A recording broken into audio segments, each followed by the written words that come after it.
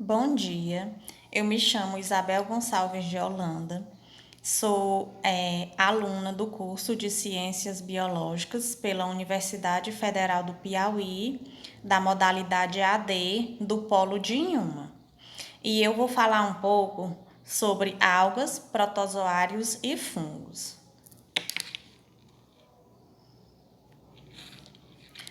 Os fungos. Os fungos são do reino Fungi e são organismos eucarióticos heterotróficos cuja parede celular contém quitina.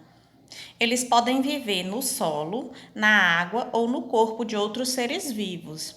Seus principais representantes são os bolores, os cogumelos, as orelhas de pau e as leveduras, que são levedos ou fermentos.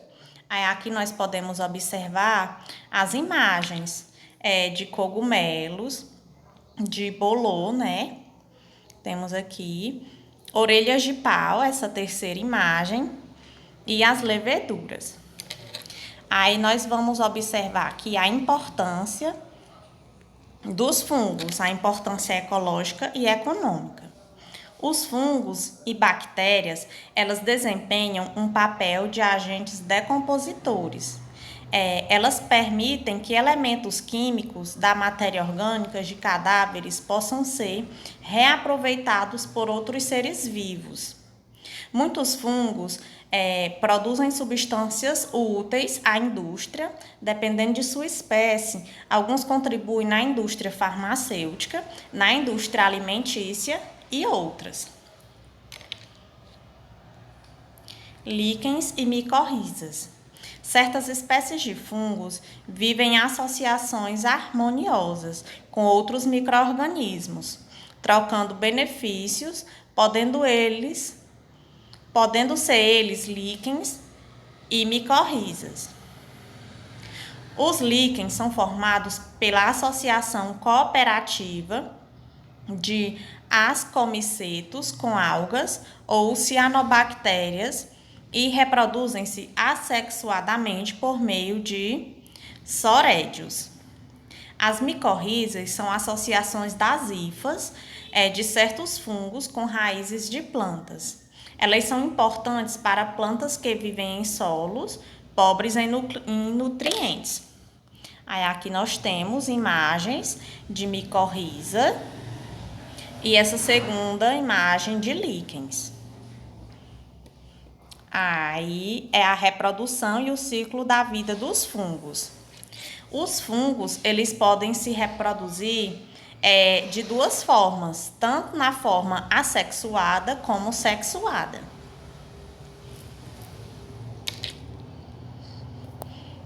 Os protozoários. O termo protozoário designa organismos unicelulares heterotróficos, atualmente distribuídos em diversos filos, e algumas classificações desses filos são agrupados no sub-reino Protozoa. A maioria vive em água doce ou salgada, em regiões lodosas e em terras úmidas. Porém, há protozoários que habitam o interior do corpo de animais, invertebrados e vertebrados, incluindo a espécie humana. Em muitos casos, os protozoários podem causar doenças aos seres humanos.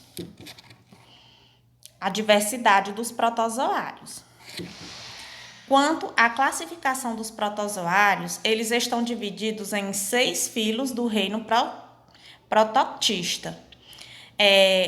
Quais são esses filos? Os rizópodes, os acnópodes, os radiolários, os heliozoários, os foraminíferos, os apicomplexos, os flagelados e os ciliados. Vamos ver um pouquinho sobre cada um desses filos. Os rizópodes, eles são protozoários que se locomovem por meio de pseudópodes, projeção da célula também empregadas na captura do alimento. Seus representantes podem ser as amebas. Os actinópodes, eles são protozoários dotados de pseudópodes filamentosos, sustentados por um eixo central.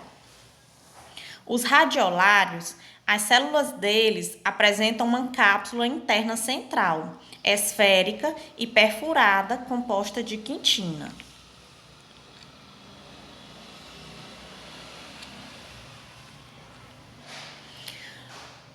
Os heliozoários possuem forma esférica e podem apresentar estruturas esqueléticas. Os foraminíferos são protozoários dotados de uma carapaça externa constituída de carbonato de cálcio, quitina ou mesmo fragmentos calcários ou siliosos selecionados da areia. Os apicomplexos, eles são protozoários endoparasitas, distribuídos de estruturas locomotoras e dotadas em algum estágio do ciclo da vida de uma estrutura celular proeminente, o complexo apical. Os flagelados são protozoários que se locomovem pela movimentação de estruturas filamentosas em forma de chicote ou flanelos. Já os ciliados, eles são protozoários dotados de cílios, que são estruturas mais curtas e mais numerosas do que os flagelos. Aí aqui a reprodução e o ciclo da vida dos protozoários.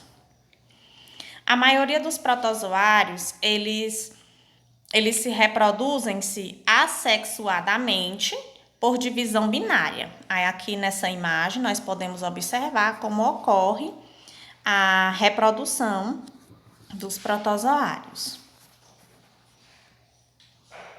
Agora aqui nós vamos ver as algas. As algas, elas são seres eucariontes, fotossintetizantes, clorofilados, unicelulares ou pluricelulares. E elas podem viver em ambientes terrestres, úmidos e aquáticos de água doce ou de água salgada. Apesar de algumas delas se parecerem com plantas, as algas não apresentam folhas, caules ou raízes. Elas são bastante diversificadas e estão atualmente distribuídas em diversos filos. Agora aqui nós vamos ver os filos das algas. Elas podem ser as clorófitas ou algas verdes, as diatomáceas, as crisófitas, as feófitas ou algas pardas, As clorófitas vivem no mar, em água doce ou em superfícies úmidas. Quanto à sua estrutura, existem as unicelulares, até espécies coloniais, e as multicelulares.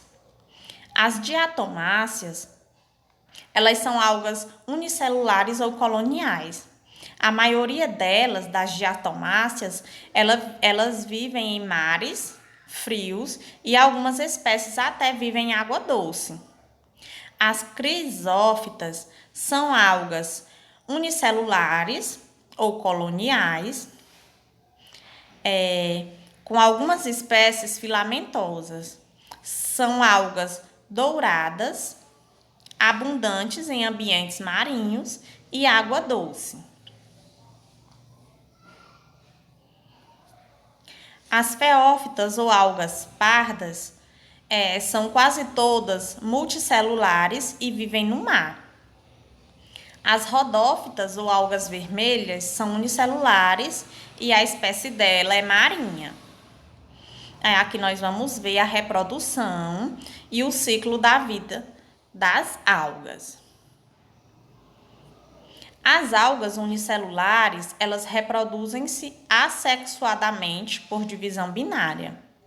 As algas multicelulares filamentosas podem se reproduzir por fragmentação.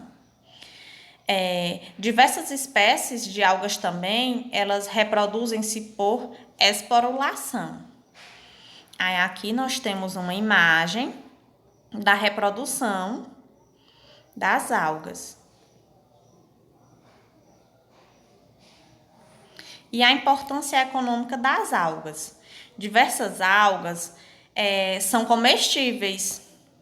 As mais utilizadas são as pardas, as vermelhas e as verdes. Bom, pessoal, era isso. Espero que vocês tenham entendido sobre as algas, os protozoários e os fungos. Muito obrigada a todos.